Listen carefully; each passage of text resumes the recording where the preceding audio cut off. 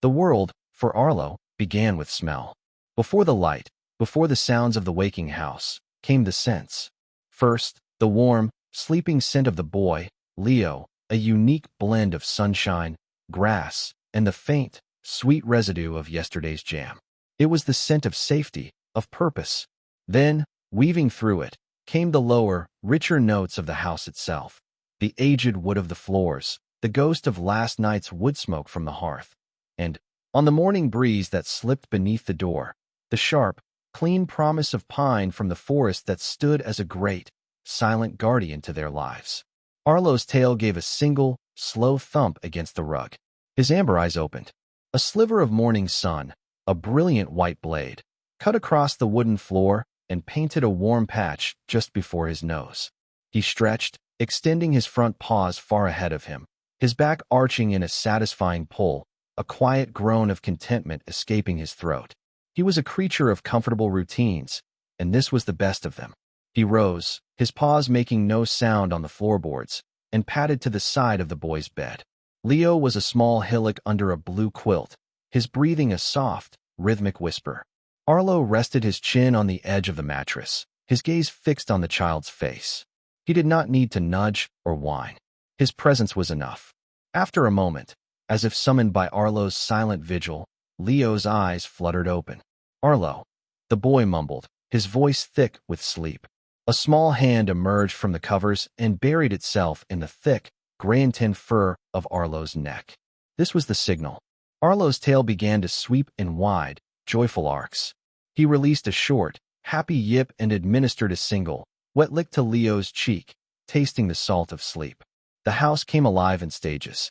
The low rumble of the tall man's voice from the kitchen, a sound that vibrated through Arlo's paws. The scent of coffee, dark and strong, followed by the sizzle of bacon in a pan. The footsteps of the gentle hand, light and purposeful. Arlo guided Leo from the room, his shoulder brushing against the boy's leg, a constant, reassuring presence. Breakfast was a ritual of patience. Arlo sat by the table, his head cocked, watching every movement. He knew his place. His own bowl, filled with the satisfyingly crunchy kibble, had already been emptied. Now was the time of hope, the vigil for a dropped piece of bacon or a crust of toast offered by the boy's generous hand. The tall man, whose scent was of sawdust and the outdoors, ruffled Arlo's ears as he passed. The gentle hand, who smelled of flower and the flowers from her garden, murmured, "Good boy, Arlo." And for Arlo, this harmony was the whole of the world. There was no past before this, and no future beyond it. There was only the warm kitchen, the love of his humans, and the full, happy peace in his belly. The true heart of the day began when the boy grabbed the worn, red ball. This object was a thing of magic. It transformed the world. The calm, familiar backyard became the great expanse, a territory for heroic sprints and magnificent leaps. The command, "Fetch, Arlo," was not a command but a joyous invocation. Leo would draw his arm back, and Arlo's entire body would tense, muscles coiled like a spring. The world would narrow to that single point of red. The flight of the ball was a perfect, beautiful arc against the blue sky. He was moving before it landed, his powerful legs eating up the ground, the wind whistling past his ears. The sense of the world rushed at him in a glorious symphony. The damp earth, the crushed clover, the trail of a field mouse that had passed an hour ago, the distant, tantalizing scent of a deer at the forest's edge. He snatched the ball from the air, the satisfying thump of it in his mouth a small victory, and trotted back, his tail held high like a banner. He would drop the ball at Leo's feet, his chest heaving, his eyes bright with a simple, perfect question. Again? They played until the sun was high and warm on their backs. When they tired, they lay in the grass at the edge of the whispering wall, as Arlo knew the great forest. He rested his head on the boy's lap, listening to the soft thump of Leo's heart, a rhythm as steady and comforting as his own. The forest was a familiar presence, a wall of green and shadow that defined their world. Its sounds were a gentle backdrop, the chatter of a squirrel, the call of a blue jay, the rustle of leaves in the wind. Its smells were of life, of growth, of ancient, sleeping things. It was a place of wonder, but one whose border he knew not to cross alone. His world was here, in the sun, with the boy. He did not notice the first change. It was a feeling more than a sound, a subtle drop in pressure that made his ears feel strange. The bird's song, which had been a constant chorus, began to fade, one voice after another falling silent. A coolness crept into the air, chasing away the sun's warmth. Arlo lifted his head, a low, uncertain whine in his throat. The sky to the west, once a brilliant blue, was now the color of a bruise. "It's just a storm, silly boy," Leo said, stroking his head. The boy's scent was still of safety, but Arlo could now detect a new, thin thread of anxiety underneath it. The gentle hand called them from the porch. Inside, the world had changed. The light was gray and dim. Arlo paced restlessly from the door to the window, his claws making soft, clicking sounds on the wood. The first rumble came then.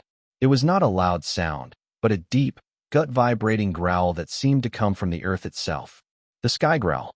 Arlo's tail tucked between his legs. He sought out Leo, pressing his body against the boy's, seeking the familiar comfort. But the fear was a cold thing, separate from love, separate from loyalty. It was an ancient instinct, a terror passed down from ancestors who knew the open sky as a place of danger. Then the sky broke. A flash of brilliant, jagged light, skyfire, lit up the room for a split second, followed almost instantly by a crack of thunder so violent it shook the very foundations of the house. It was not a growl, it was a physical blow. The windows rattled. A glass on a shelf vibrated and fell with a smash. In that moment, Arlo's world shattered. All training, all love, all sense of place was annihilated by a single, primal command that screamed through every fiber of his being, FLE. He did not know how he got out. Perhaps the back door, hastily shut, hadn't latched. Perhaps in the commotion, someone had opened it. He only knew that he was through it, a gray blur of panic. The rain came down in a solid, blinding sheet, cold and stinging. The carefully tended garden was a sea of mud. He ran, not toward anything, but away from the cataclysmic sound behind him. He heard the boy's desperate cry, "Arlo, come back!" But the voice was thin, snatched away by the howling wind. It was a sound from another world, the paradise he had just lost. The fear was bigger. Without thinking, he plunged into the whispering wall. The forest was no longer a familiar guardian. It was a terrifying, chaotic maze. The gentle rustle of leaves was now a deafening roar. Branches, unseen in the gloom, whipped at his face and flanks, tearing at his fur. The ground was a treacherous soup of mud and slick roots.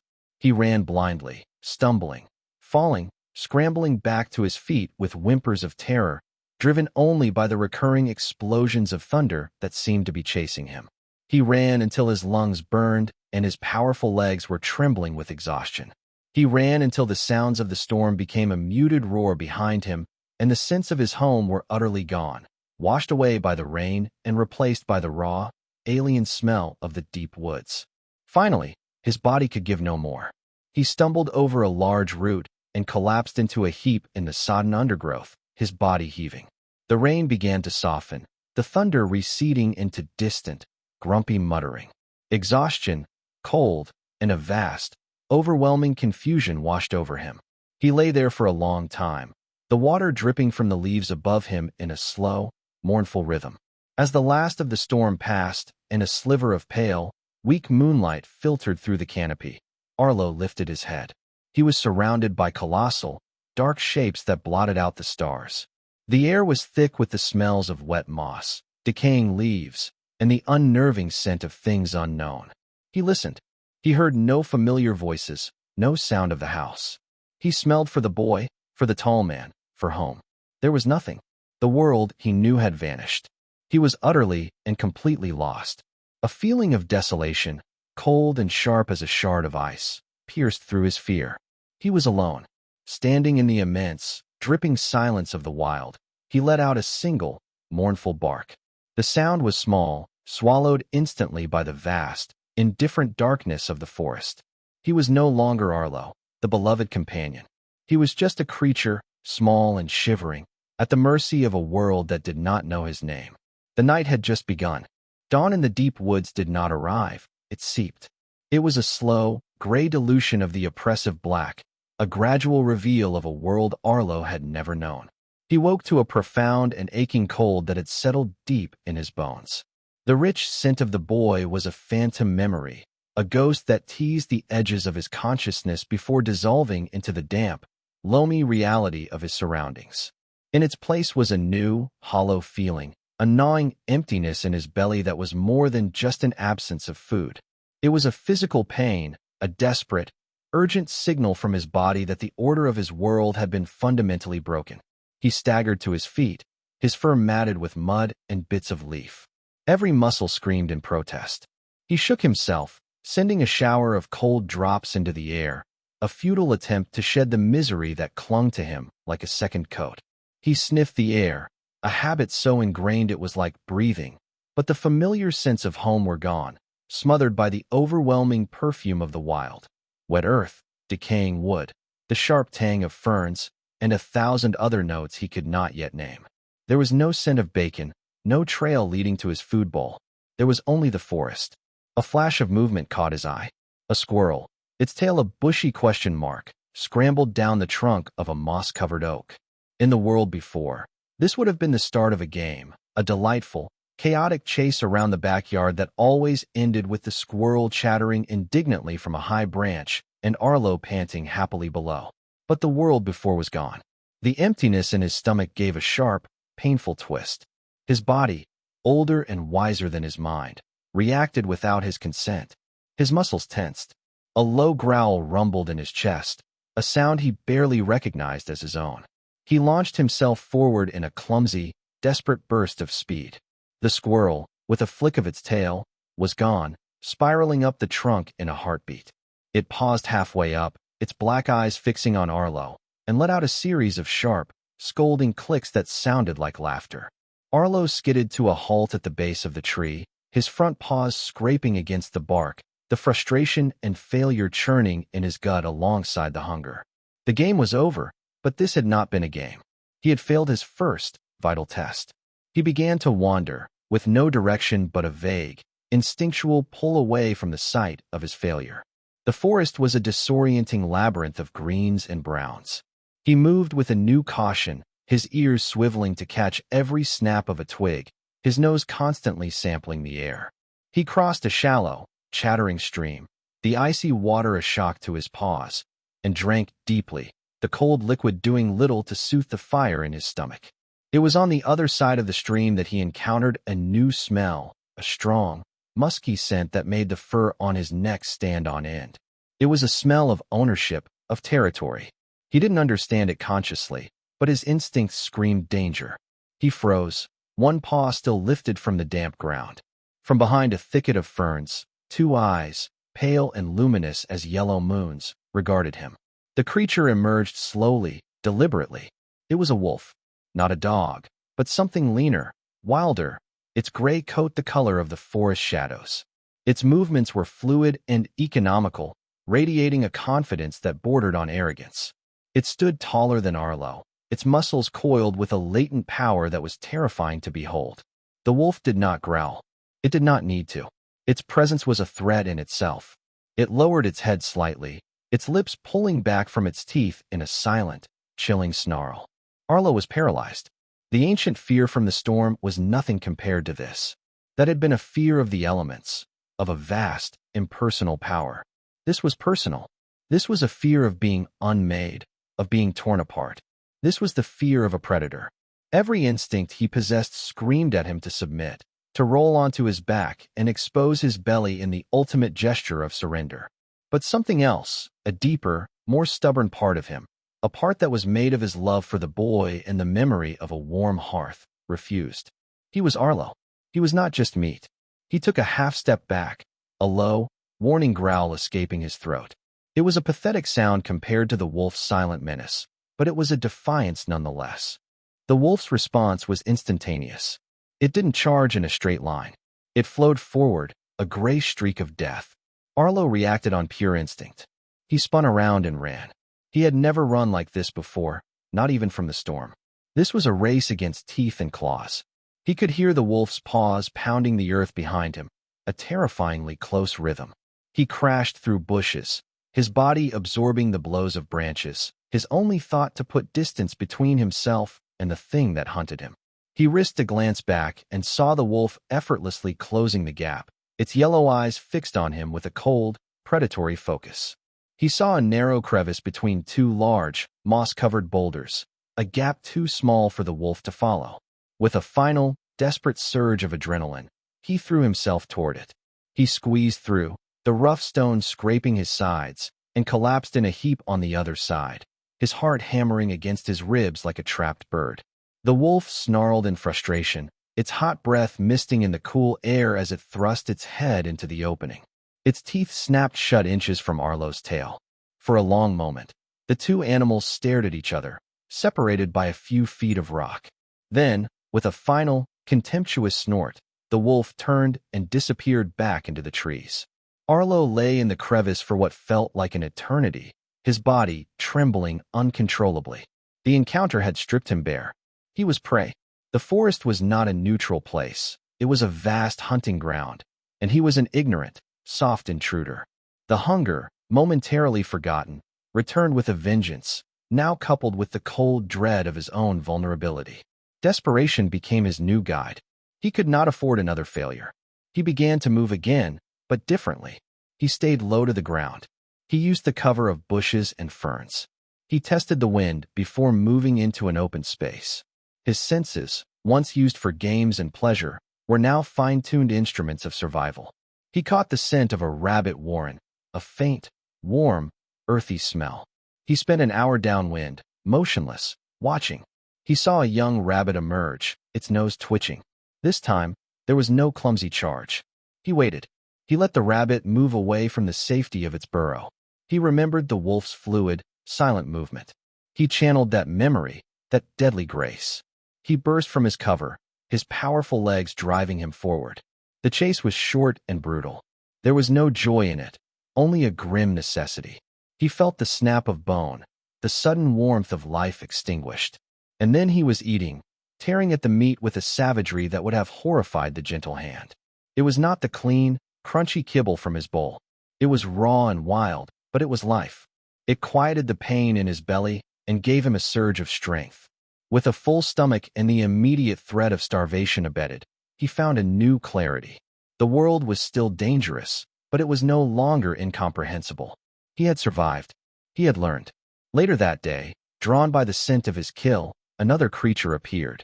It was a flicker of red against the green, a fox with a magnificent bushy tail and eyes that glinted with a sharp, calculating intelligence. Arlo, his instincts still raw from the encounter with the wolf, immediately stood over the remains of his meal, a low growl forming in his chest. The fox stopped a respectful distance away. It did not show aggression. It sat down, its head cocked, and simply watched him. There was no menace in its posture, only a patient appraisal.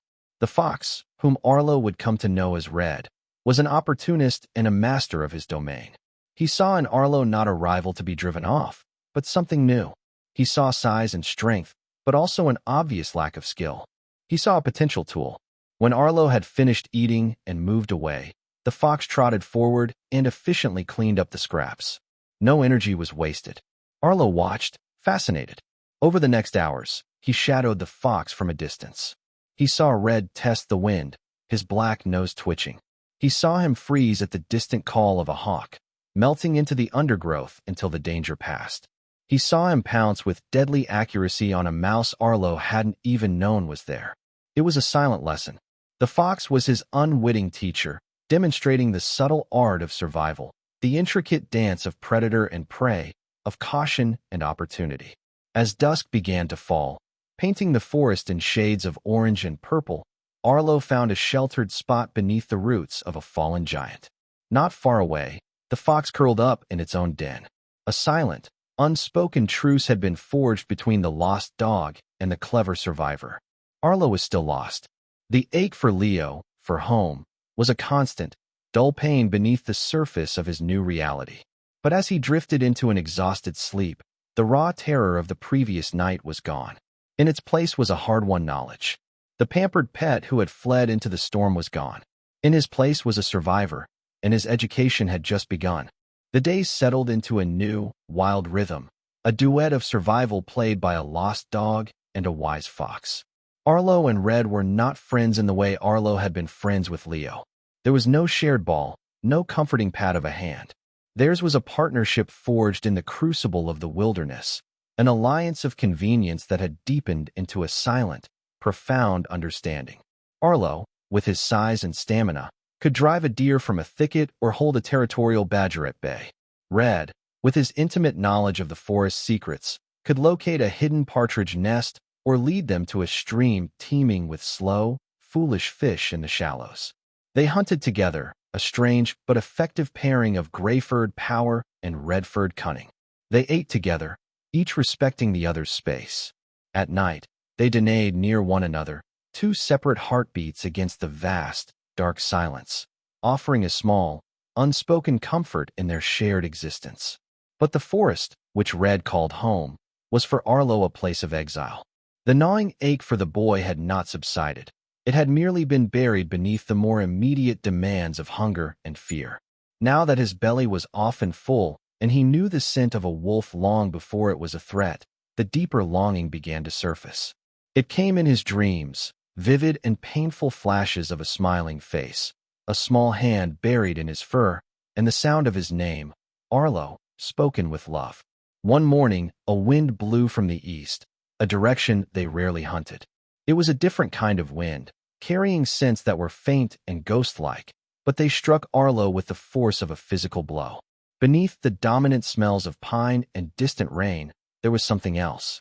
A phantom trace of wood smoke, not from a forest fire, but the controlled, gentle smoke of a hearth. An almost imperceptible hint of cut grass. These were the scents of his lost paradise. He lifted his head, his nose twitching, his whole body trembling. He whined, a low, mournful sound that was pure longing. Red, who had been gnawing on a bone, stopped and watched him, his intelligent eyes missing nothing. That night, the dream of Leo was stronger than ever. Arlo woke with a jolt, the boy's image so clear it felt as if he had just been there, sleeping beside him. And Arlo knew. He could not stay. Survival was not enough. His purpose lay to the east. His journey had a direction now.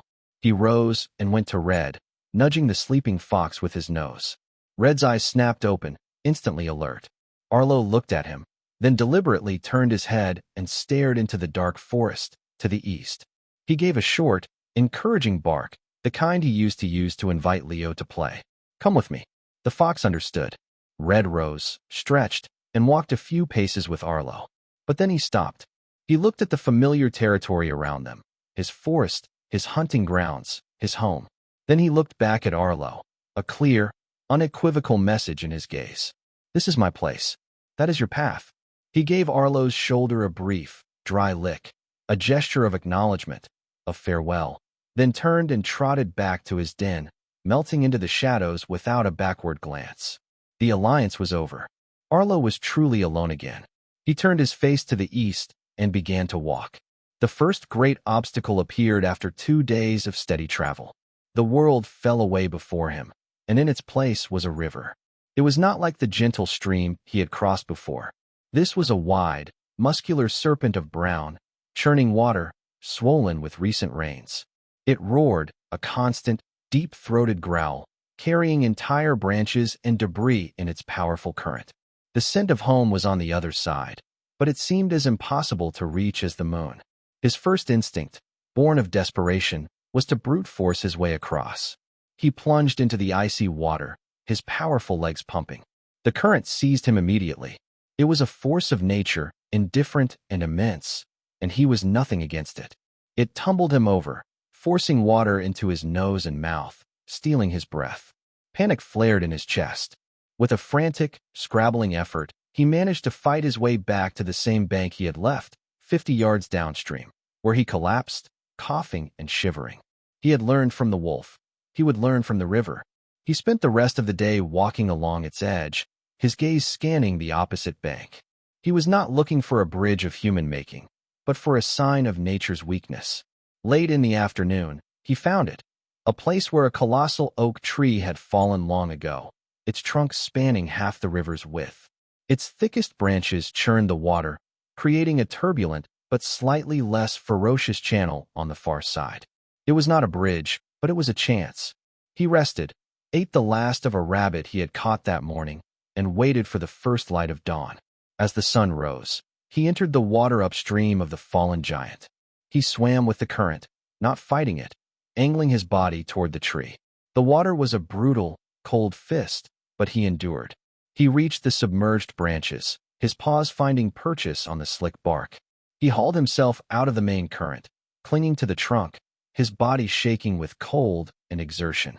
He rested for a precious minute, then scrambled the rest of the way across the log and threw himself into the churning water of the far side. This final stretch was a chaotic battle, but it was shorter. He felt the mud and gravel of the riverbed beneath his paws and dragged his sodden, exhausted body onto the eastern bank. He had won. His journey continued, but the land began to change. The soft earth and rolling hills gave way to harder ground. The trees grew more sparse, replaced by stone and steep inclines.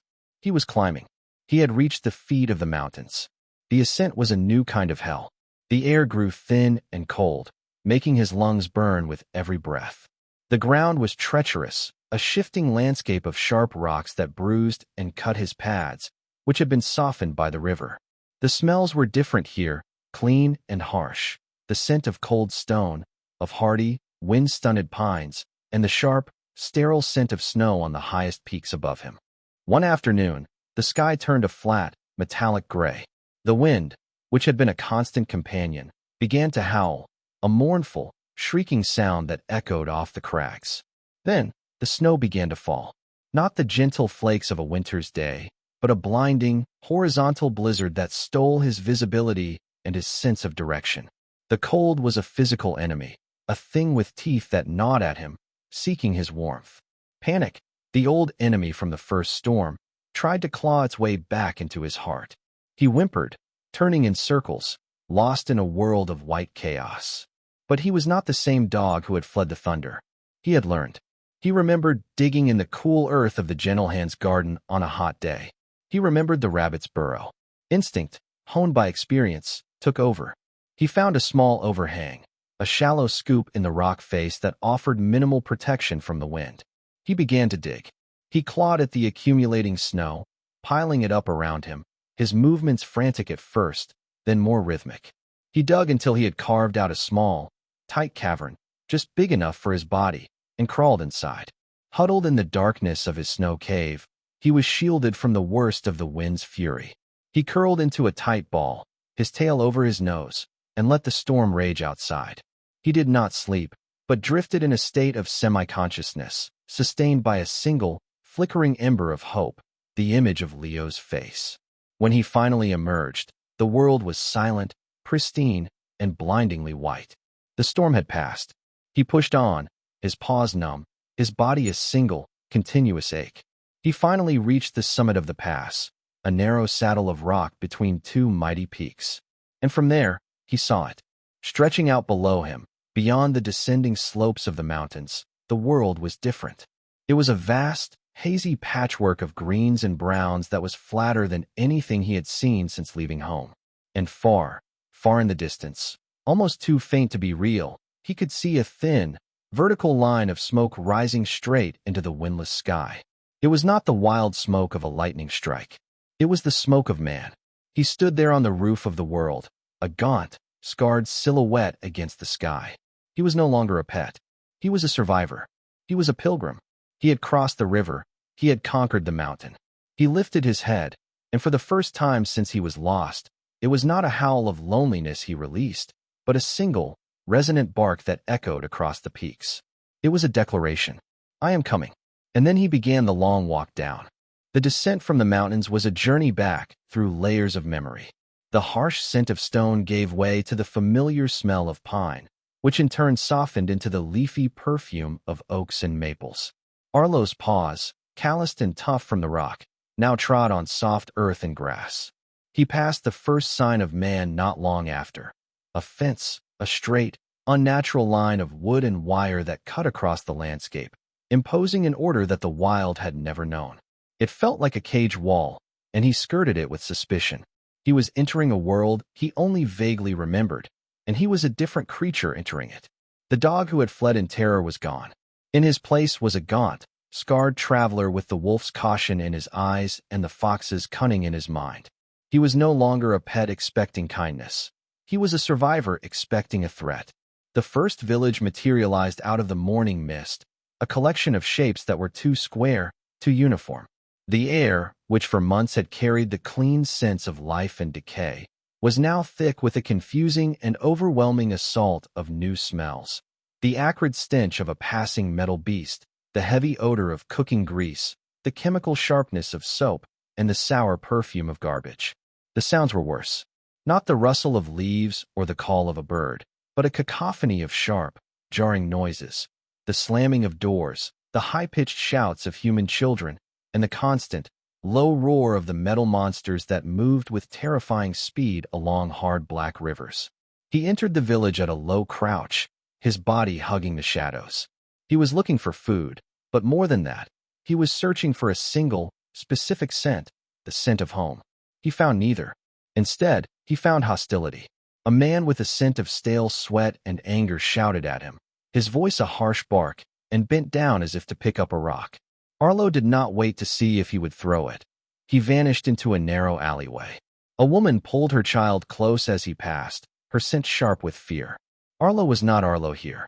He was a stray, a menace, a piece of filth. In the alleyway behind a building that smelled of cooked meat, he found his next challenge. This territory was already claimed. They emerged from the shadows like ghosts of the city, a pack of 3 dogs. Their leader was a wiry, scarred terrier mix with one torn ear and the cold, dead eyes of a tyrant who ruled a kingdom of trash cans. His companions were thin and nervous, taking their cues from him. They did not move with the fluid grace of the wolf. They moved with a jerky, streetwise aggression. The leader stood before Arlo, his body stiff, his tail held high and rigid, a low, guttural growl vibrating in his chest. The message was the same as the wolf's, but cruder, stripped of all wild nobility. This is mine. You are nothing. Arlo was bone-weary. He had crossed mountains. He did not want this fight. He lowered his head slightly, a gesture of peace, attempting to circle around them. But the terrier was not interested in peace. He was interested in dominance. He lunged, aiming for Arlo's neck. It was a mistake. The terrier was a fighter of alleys, used to brawls and snapping skirmishes. He was not prepared for the wild. Arlo met his charge not with frantic snapping, but with a solid, powerful impact. He used his weight and strength, honed by months of survival, to knock the smaller dog off his feet. He did not savage him. He stood over the sprawling terrier, his own growl now a deep, thunderous sound that had been taught to him by the wilderness, a promise of lethal force held in reserve. He was bigger, stronger, and in that moment, infinitely more dangerous. The terrier, looking up at the scarred, wild-eyed creature looming over him, suddenly understood he was outmatched. He whimpered, a pathetic, broken sound, and scrambled away, his followers scattering behind him. Arlo had won the territory. He did not want it. He ate a few scraps of discarded food and moved on, the encounter leaving a bitter taste in his mouth. He was limping slightly from where the terrier's teeth had grazed his leg. He was tired, and the hope that had surged on the mountain peak was beginning to flicker. The world of men was proving to be as harsh as the wilderness, but lonelier. He found himself on the quiet edge of the village, where the houses were fewer and the gardens larger. It was here that a new scent caught his attention. It was the smell of kindness. An old woman lived in a small cottage with a garden full of flowers that smelled faintly of the gentle hand. She moved slowly, her own scent a mixture of lavender, soap, and old paper. Arlo watched her from the cover of a lilac bush as she came out onto her back porch. She did not shout. She did not threaten. She simply stood there for a moment, then went back inside, leaving the door slightly ajar. A few minutes later, she came out and placed a small, chipped bowl on the steps. It was filled with water. Then she went back inside and closed the door. Arlo waited for a long time, motionless. It could be a trap, but his thirst, and something more, a memory of trust, pulled him forward. He crept to the bowl, drank the cool, clean water, and immediately retreated back to the safety of the bushes. This became their ritual. Every morning, the woman would put out a bowl of fresh water. Then, she began leaving food, scraps of chicken, a scoop of leftover stew.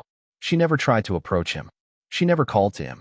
She would sometimes sit by her kitchen window and watch, her face calm and gentle. She gave him food, and she gave him space. She respected his wildness. For a week, Arlo lived in this fragile truce. He slept in the shelter of her overgrown garden shed. His limp healed. The gnawing hunger ceased. He regained some of his lost weight. He found a measure of peace in the quiet garden.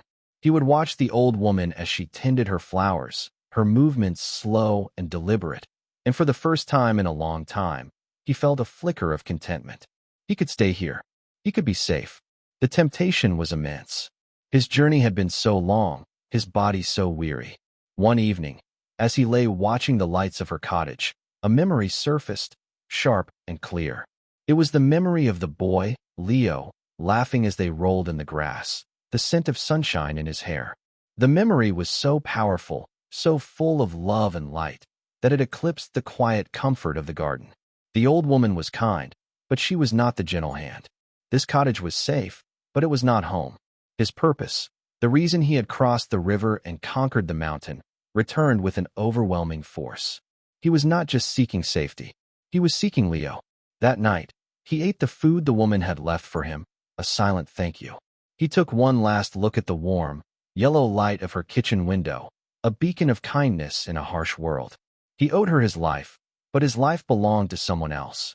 He turned his face to the east, toward a home he could now feel was close, so close. His spirit, refueled by a stranger's compassion, was strong again. He left the sleeping village behind and trotted into the darkness, his strides steady and sure. The final leg of his journey had begun. The world began to speak to Arlo in a language he had almost forgotten. Each step eastward brought a new whisper of the past. It started with the scent of the soil itself, a particular blend of clay and pine needles unique to this small patch of the world. Then came the familiar call of a specific species of blue jay, a chattering, scolding cry he hadn't heard since the day of the storm. These were not mere memories. They were keys, unlocking doors in his mind that had been sealed shut by months of hardship. His purposeful trot quickened to a lope. The exhaustion that had settled deep in his bones was burned away by a rising, frantic energy. He was no longer just a traveler. He was a missile homing in on its target. He crested a low hill, and the sight below him stopped him in his tracks. His breath caught in his throat. It was a wide, sloping meadow, bordered on one side by the great forest wall. It was not just any meadow. It was the great expanse. He could see the slight depression in the grass where he and Leo had tumbled and wrestled. He could almost smell the ghost of the worn, red ball, a phantom scent of rubber and boy scent that made his tail give a single, involuntary thump. This was it. This was the edge of his world. The wild survivor in him, the creature who had faced wolves and starvation, did not allow for a reckless charge. He slipped into the tree lean, using the familiar shadows of the whispering wall, no longer a place of terror but of homecoming, as cover. He moved with a silence Red would have admired, his scarred body a gray shadow flitting between the trees, his eyes fixed on the point where the meadow met the manicured lawn. And then he saw it. The house. It stood exactly as he remembered, solid and safe, a curl of familiar wood smoke rising from its stone chimney into the still afternoon air. A profound, body-shaking tremor went through him. His legs felt weak. It was real. It had not been a dream. He crept closer, his belly low to the ground, every sense stretched to its breaking point. The scent of the gentle hand's late-blooming roses reached him, a smell of pure, uncomplicated love. He could smell the aged wood of the porch steps, the faint, metallic scent of the tall man's truck. These scents were an anchor, pulling him back from the wild abyss and tethering him to his life before. He crouched at the very edge of the woods, hidden by a large fern, and watched. The house was quiet. A terrible, cold fear pricked at him. What if they were gone? What if, in all this time, they had left? What if he was too late? The journey, the river, the mountain, it would all be for nothing. Then, the back door opened. A boy stepped out onto the porch. He was taller than Arlo remembered, his face a little thinner, but it was him. It was Leo. The scent of him, sunshine, grass, and something new, a quiet sadness that clung to him like a shadow, hit Arlo with the force of a physical blow. Leo didn't run or play. He walked to the edge of the porch and sat down on the top step, his chin resting in his hands. In his lap, he listlessly turned over a faded, heavily chewed red ball. He stared out at the great expanse, his gaze distant and empty. He was looking for a ghost. Arlo's heart felt as if it would burst. He wanted to bound forward, to leap into the boy's arms, but his body was frozen. What if the boy didn't recognize him? He was not the same dog.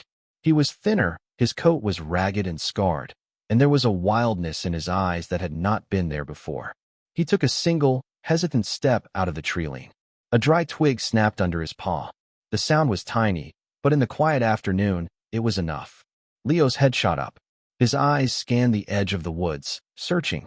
He saw nothing at first. Arlo stood perfectly still, a statue of gray fur and desperate hope. Then Leo saw him. He squinted. He saw a stray, a gaunt, wild-looking dog standing where no dog should be. He started to rise, perhaps to go inside, perhaps to call for the tall man. Arlo could not bear it. He opened his mouth, and the sound that came out was not the happy bark of his memory. It was a broken, raspy sound, a noise forged in loneliness and pain, a sound that was half whine, half howl. It was his whole journey in a single, desperate utterance. The sound broke the spell. Leo froze, his eyes widening in disbelief. He whispered a single word, a question filled with a year of impossible hope. Arlo. That was all it took. The name, his name, spoken by his boy. The dam inside him broke. He launched himself forward. He was no longer a wild survivor or a cautious stray. He was just Arlo, and he was going home. He flew across the lawn, his powerful legs eating up the ground that had once been the scene of so many games. Leo was on his feet now, his face a mask of shock and dawning, miraculous joy. He took a step forward, then another, and then he was running too. The collision was not of a dog and a boy, but of two halves of a single soul finally rejoining. Arlo leaped, not to tackle, but to embrace. He showered Leo's face with frantic, loving licks, tasting the salt of tears that were now streaming down the boy's cheeks. Leo's arms wrapped around Arlo's neck, his hands burying themselves in the familiar, thick fur, holding on as if he would never let go. Arlo, you're back. You're back, the boy cried, his voice choked with sobs of pure, unadulterated happiness. The back door flew open and the gentle hand stood there, her hands flying to her mouth, her gasp audible even over Leo's cries. The tall man appeared behind her, his face a stony mask of disbelief that quickly crumbled into raw emotion. They knelt beside them, their hands stroking Arlo's scarred back, their voices a soothing balm of love and wonder. He was home. The scents, the sounds, the feelings, it all washed over him, cleansing him of the cold, the fear, and the profound loneliness of his long ordeal. That evening, Arlo lay on his old rug before a crackling fire. He had a full belly for the first time in what felt like a lifetime, having eaten from his own familiar bowl.